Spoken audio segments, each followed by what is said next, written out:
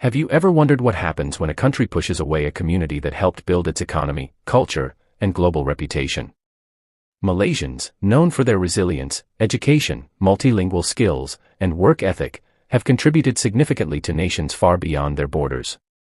But what happens when those very nations decide to turn their backs on them? Today, we're diving deep into the stories of 10 countries that once kicked Malaysians out, and now deeply regret it. From lost trade to cultural voids, the consequences have been more severe than they imagined.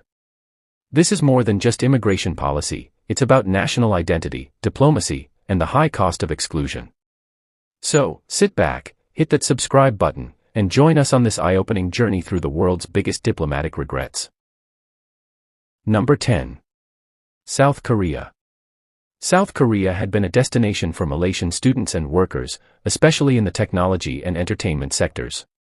But cultural barriers, limited work rights, and inconsistent visa enforcement caused a decline in Malaysian participation. As Korea aims to expand its global influence, it's realizing the value of multilingual, adaptable individuals like Malaysians who understand both Asian and Western norms. The lack of cultural bridge builders has become a barrier in itself. South Korea now regrets not doing more to retain the very people who could help it shine on the world stage. Number 9. United Arab Emirates. The UAE was once a booming hub for Malaysian engineers, architects, educators, and healthcare professionals. But with sweeping reforms that prioritized Emiratization and tightened visa rules, many Malaysians were forced out or felt unwelcome. The result? Gaps in innovation, service quality, and institutional memory. Today, the UAE is making quiet diplomatic efforts to restore ties with Malaysia, encouraging renewed partnerships in business and education. The regret is palpable, especially as they try to regain the excellence once powered by Malaysian expertise. Number 8. Canada. Although Canada is generally seen as immigrant-friendly, there have been phases where policy changes, particularly around foreign credentials and job access, made it extremely difficult for Malaysians to settle successfully. Many left, frustrated by bureaucracy and underemployment, despite being highly qualified. Today, Canada is feeling the consequences in healthcare, academia, and high-tech industries where Malaysians once made a real difference. The absence of these skilled individuals is forcing Canada to reconsider how it manages immigration, not just in numbers, but in meaningful integration. Number 7. New Zealand. New Zealand, once open and welcoming, began enforcing stricter policies that inadvertently affected many Malaysians, especially students and young professionals. These individuals brought skills in agriculture, hospitality, IT, and engineering, all sectors where New Zealand now faces acute shortages. Many Kiwis now admit that pushing away Malaysians was short-sighted. The regret is visible in policy shifts aimed at attracting the same groups they once sidelined. It's a lesson in humility and economic reality that's reshaping how New Zealand sees its immigration future. Number 6. Japan. Japan welcomed many Malaysians under training programs and education partnerships, but systemic cultural challenges and rigid immigration systems made it hard for them to stay or integrate long-term.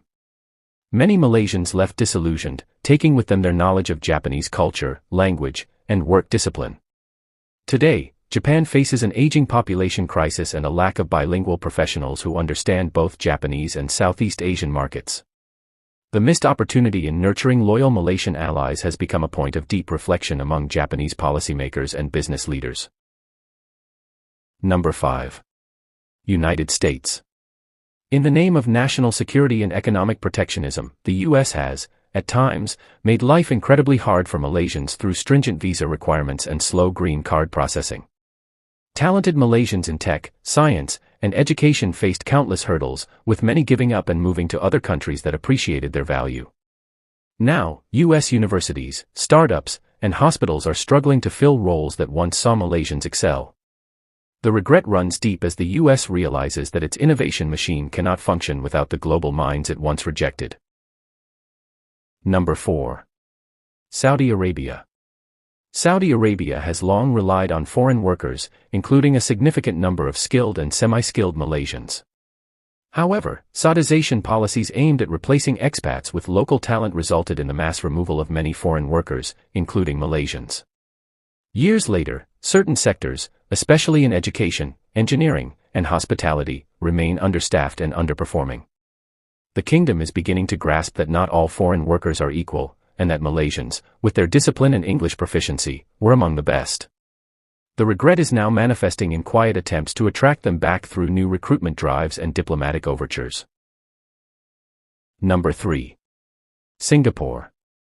It might be surprising, but even neighboring Singapore has at times implemented policies that made it harder for Malaysians to work, settle, or gain permanent status. This created a significant brain drain, as Malaysians who once contributed to Singapore's rise in tech and medicine chose to migrate elsewhere.